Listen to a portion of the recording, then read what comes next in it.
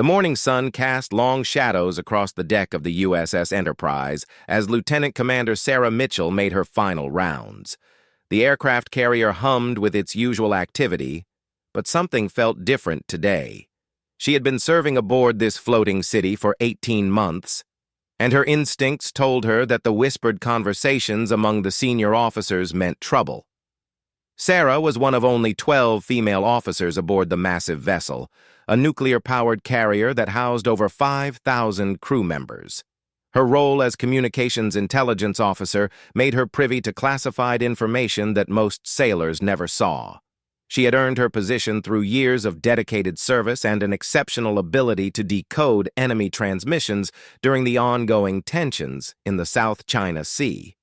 3 days earlier, Sarah had intercepted a series of encrypted messages that made her blood run cold.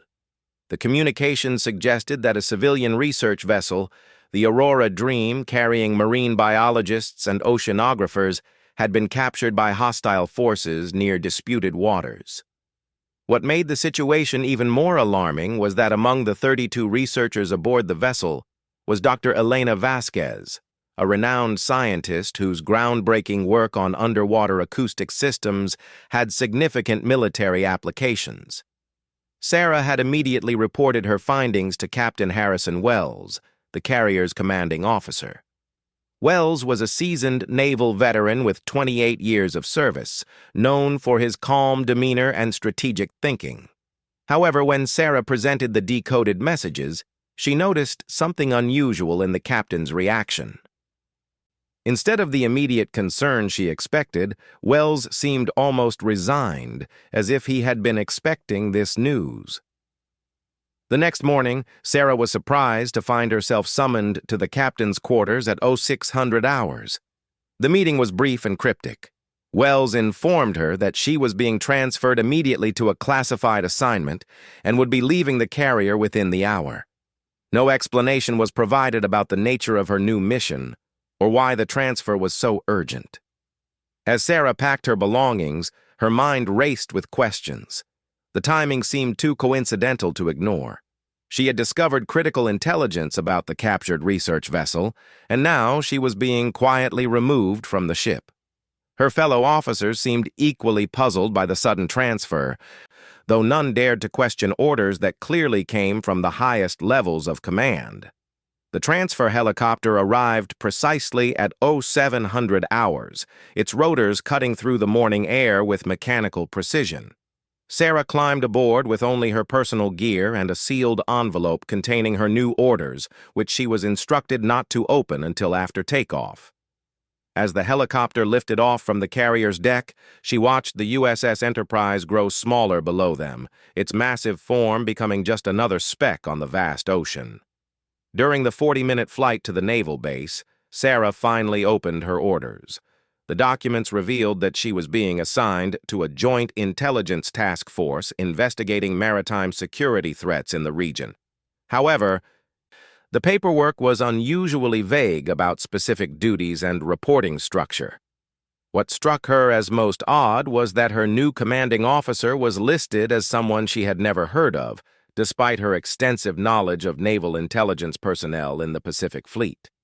Upon arriving at the base, Sarah was escorted to a nondescript building where she met Commander Robert Hayes, a man whose credentials seemed impressive, but whose manner suggested he was operating under someone else's authority. Hayes explained that her role would involve analyzing communication patterns and providing intelligence support for ongoing operations. However, he was evasive when she asked about the captured research vessel and whether her transfer was connected to that situation. As the first week passed, Sarah began to realize that her new assignment was essentially a holding pattern. The work was routine and seemed designed more to keep her occupied than to utilize her specialized skills.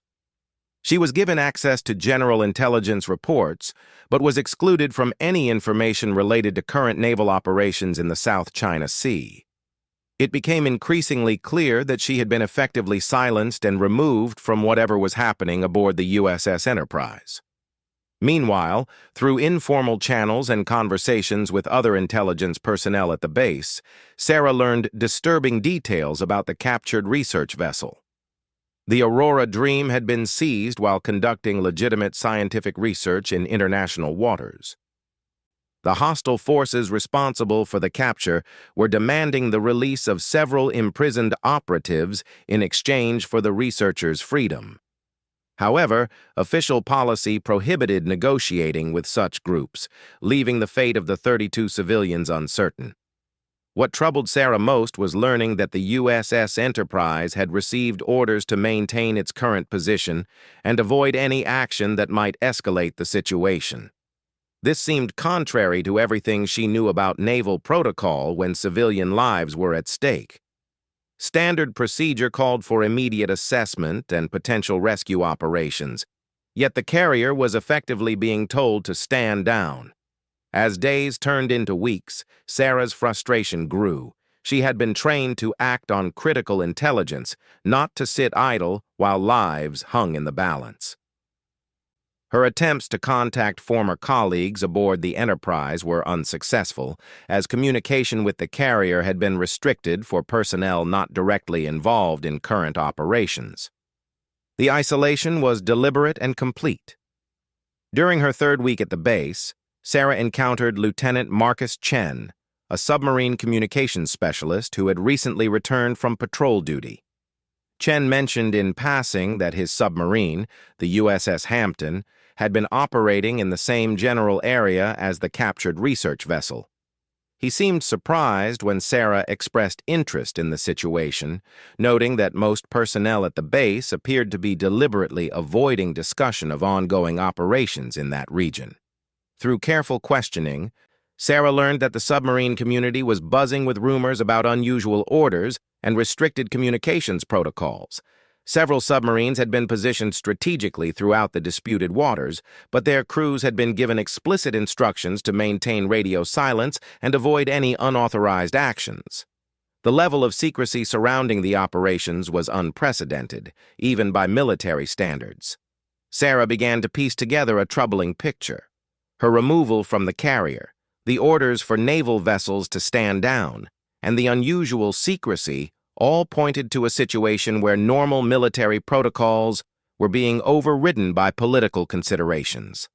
The lives of 32 civilians were apparently being sacrificed to avoid a potential international incident that could have far-reaching diplomatic consequences. The realization filled Sarah with a sense of helplessness and moral conflict. She had sworn an oath to protect American citizens and allies, yet she was being prevented from acting on intelligence that could save lives. The weight of her knowledge became increasingly difficult to bear as each day passed without word of progress in resolving the crisis. Unknown to Sarah, her transfer had indeed been orchestrated to remove her from a situation that was about to become even more complicated. The intelligence she had intercepted was only part of a larger picture that included covert diplomatic negotiations and strategic military positioning. Her superiors had determined that her involvement could compromise delicate operations already in motion. As her fourth week at the base began, Sarah made a decision that would change everything.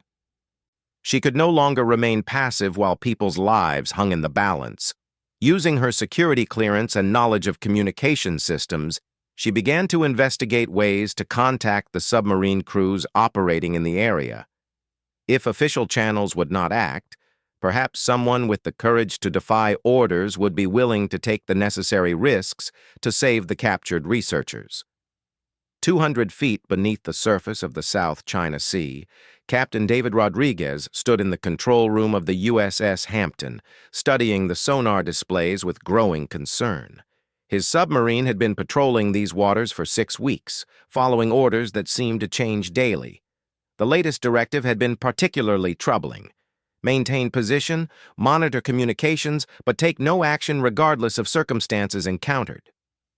Rodriguez was a veteran submarine commander with 15 years of underwater service.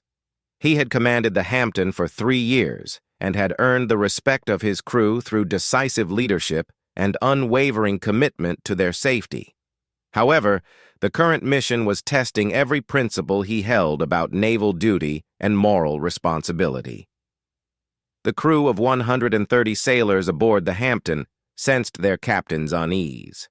Submarine crews develop an almost telepathic awareness of their commander's mood, and the tension in Rodriguez's demeanor had been building for weeks.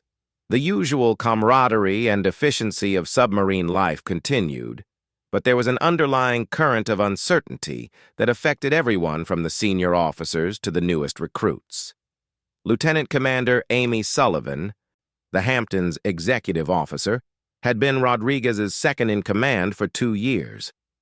She was known for her analytical mind and ability to remain calm under pressure. However, even Sullivan was struggling to understand the logic behind their current orders. Submarines were designed for action, for gathering intelligence and executing precise missions. Being told to simply wait and watch went against everything they had trained for. 3 days earlier, the Hampton's sonar operators had detected acoustic signatures that suggested civilian vessels in distress. The sounds were consistent with a ship under duress, possibly being held against its will. Standard protocol required investigation and potential assistance, but their orders explicitly prohibited any deviation from their assigned patrol pattern. Rodriguez had reluctantly ordered his crew to maintain course, but the decision weighed heavily on his conscience. Chief Petty Officer James Morrison, the Hampton's senior sonar technician, had 22 years of submarine experience. His trained ears could interpret underwater sounds with remarkable accuracy. Morrison had been tracking the suspicious acoustic patterns for days, and his analysis suggested that a civilian vessel was being held at a fixed position approximately 40 nautical miles from their current location. The sounds indicated engine problems and possible structural damage, suggesting that the captured vessel was in deteriorating condition. Morrison had reported his findings to Rodriguez, including his professional assessment that the civilian ship was experiencing progressive mechanical failures that could prove catastrophic if not addressed soon. The chief's concern was evident, as he explained that time was running out for whoever was aboard that vessel. Rodriguez found himself torn between his duty to follow orders and his responsibility to protect innocent lives. The situation became more complicated when the Hampton received an encrypted communication from an unexpected source. Lieutenant Commander Sarah Mitchell, using emergency communication protocols, managed to contact the submarine directly. Her message was brief but urgent. The captured vessel was the Aurora Dream, carrying 32 civilian researchers, and official channels were paralyzed by political considerations that prioritized avoiding international incidents over saving lives. Rodriguez was familiar with Sarah's reputation as a brilliant intelligence officer. Her unauthorized communication was a serious breach of protocol, but the information she provided filled in crucial gaps in his understanding of the situation. The captain realized that his submarine might be the only asset in position to help the trapped researchers, but any action would constitute a direct violation of his orders. The moral weight of the decision was enormous. Rodriguez had built his career on following orders and maintaining the chain of command. Submarine commanders were entrusted with nuclear weapons and the lives of their crews precisely because they could be relied upon to follow instructions without question. However, the current situation seemed to demand a choice between bureaucratic compliance and fundamental human decency. Sullivan approached Rodriguez privately to discuss their options. As executive officer, she had a duty to support her captain's decisions while also serving as a voice of caution when necessary. Their conversation was careful and measured, both officers aware that they were discussing actions that could end their naval careers and potentially result in court-martial proceedings. The analysis of available intelligence suggested that the Aurora Dream was being held by a well-armed group with sophisticated equipment and tactical knowledge. A rescue operation would require precise planning and flawless execution. The Hampton's crew included some of the most skilled submarine warfare specialists in the fleet, and their vessel was equipped with advanced stealth capabilities that could allow them to approach undetected. Chief Morrison presented Rodriguez with detailed sonar analysis, showing that the civilian vessel's condition was deteriorating rapidly. Hull stress patterns suggested that the Aurora Dream was taking on water slowly but steadily. Without intervention, the ship would likely become uninhabitable within days, putting all 32 researchers at risk of drowning or worse. The technical evidence made it clear that waiting for official authorization might mean waiting too long. Rodriguez spent a sleepless night weighing his options. He walked through the submarine's corridors, observing his crew going about their duties with professional competence, despite the uncertainty surrounding their mission. These sailors had families, careers, and futures that would be affected by whatever decision he made. Leading them into an unauthorized operation could destroy their lives as well as his own. However, Rodriguez also thought about the 32 researchers aboard the Aurora Dream. These were civilians who had been conducting legitimate scientific work when they were captured. They had no military training, no weapons, and no ability to defend themselves. If he followed his orders and maintained position, he would effectively be abandoning them to whatever fate their captors decided. The captain called a meeting with his senior officers in the submarine's wardroom. The discussion was frank and sobering as Rodriguez outlined the situation and sought their counsel. Each officer understood that they were being asked to participate in a decision that went far beyond normal military planning. This was about choosing between institutional loyalty and moral conviction.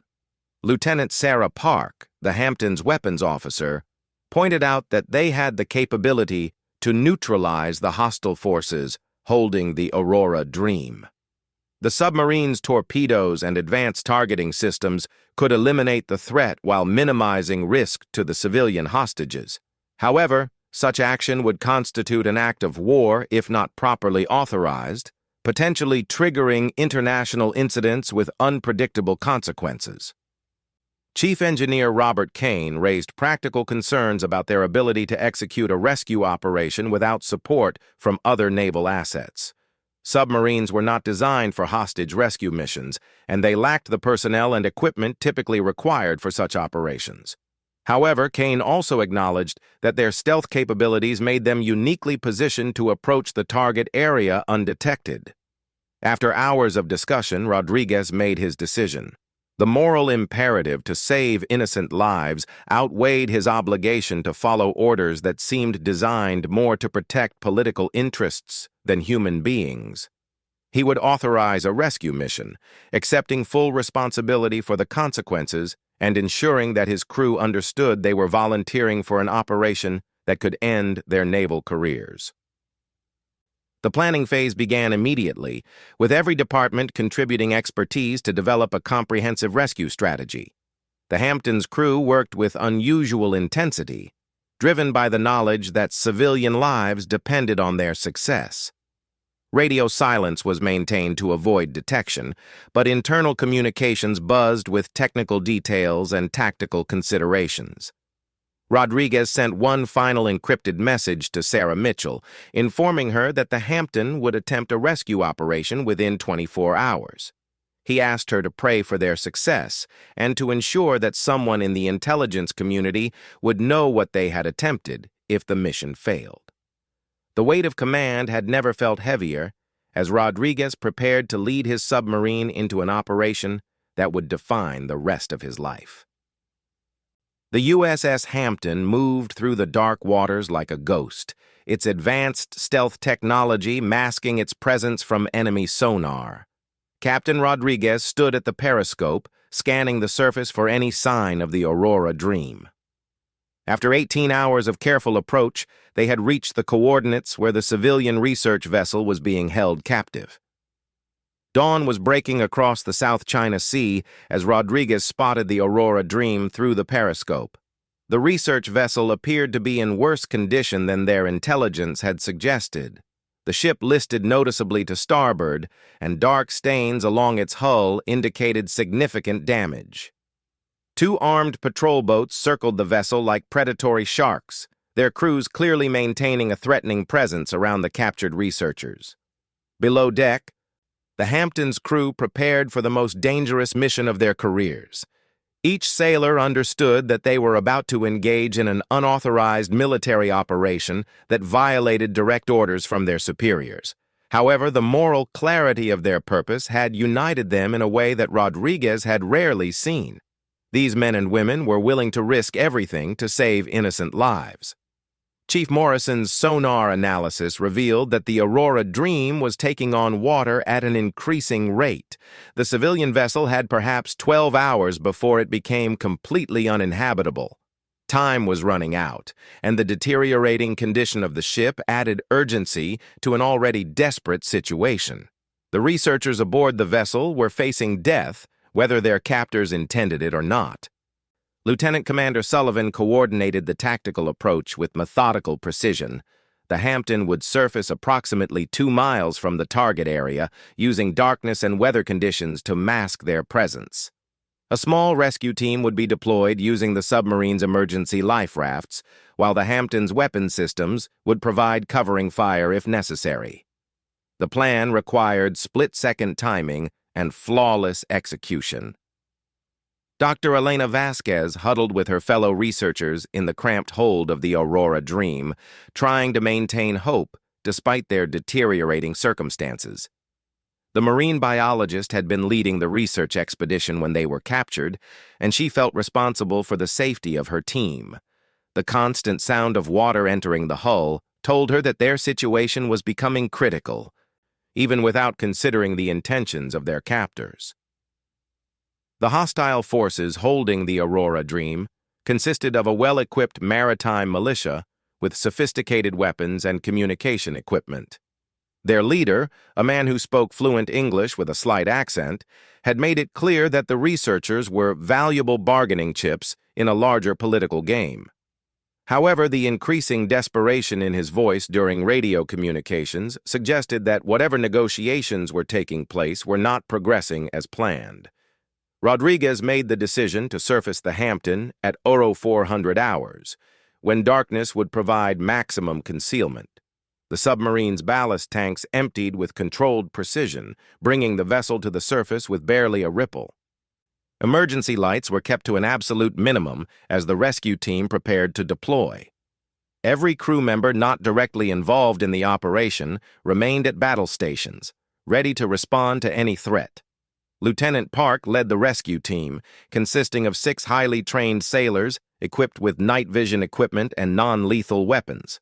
Their mission was to board the Aurora Dream, secure the researchers, and evacuate them to the Hampton before hostile forces could respond effectively. The team understood that they would likely face armed resistance and that the success of the operation depended on speed and surprise. As the rescue team approached the Aurora Dream in inflatable boats, Chief Morrison monitored acoustic signatures from the Hampton sonar station. The patrol boats circling the research vessel maintained predictable patterns, but their crews appeared to be alert and well-armed. Morrison's analysis indicated that the hostile forces had at least 12 armed personnel, significantly outnumbering the rescue team. The first phase of the operation proceeded flawlessly. Park's team reached the Aurora Dream undetected and located the researchers in the ship's lower deck. Dr. Vasquez and her colleagues were weak from days of captivity and inadequate food, but they were able to move under their own power. The rescue team quickly organized the evacuation, with priority given to injured researchers and those showing signs of medical distress. However, the operation encountered complications when one of the patrol boats altered its course and moved closer to investigate unusual activity around the research vessel. The hostile forces had sophisticated night vision equipment and were apparently more alert than intelligence reports had suggested. Rodriguez watched through the periscope as armed personnel on the patrol boat began signaling to their colleagues. The situation deteriorated rapidly when the rescue team was discovered by a hostile sentry who had been positioned on the Aurora Dream's upper deck. Gunfire erupted as Park's team fought to protect the researchers while continuing the evacuation. The sound of automatic weapons carried across the water, alerting every hostile force in the area to the presence of an unauthorized rescue operation. Rodriguez faced a critical decision as the firefight intensified. His submarine's weapon systems could neutralize the patrol boats, but doing so would constitute an act of war without proper authorization. The captain had already violated his orders by conducting the rescue operation, but using deadly force would cross an entirely different line with potentially catastrophic consequences for international relations. The rescue team's communication indicated that they had secured most of the researchers, but were taking fire from multiple directions. Dr. Vasquez had been wounded by debris from the gunfire, and several other researchers were showing signs of panic that threatened to compromise the evacuation. Park requested immediate support from the Hampton's weapon systems to suppress hostile fire and allow the rescue boats to reach safety. Chief Kane reported from the engine room that the Hampton's systems were ready for emergency dive procedures if the situation became untenable. However, abandoning the rescue team was not an option that Rodriguez would consider. He had committed his submarine and crew to this operation, and he would see it through regardless of personal consequences.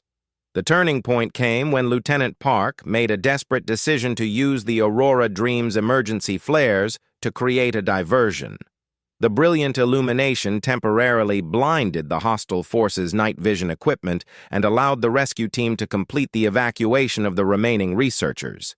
However, the flares also revealed the Hampton's position to anyone with visual surveillance capabilities. As the rescue boats raced back toward the submarine, Rodriguez ordered his crew to prepare for immediate dive operations.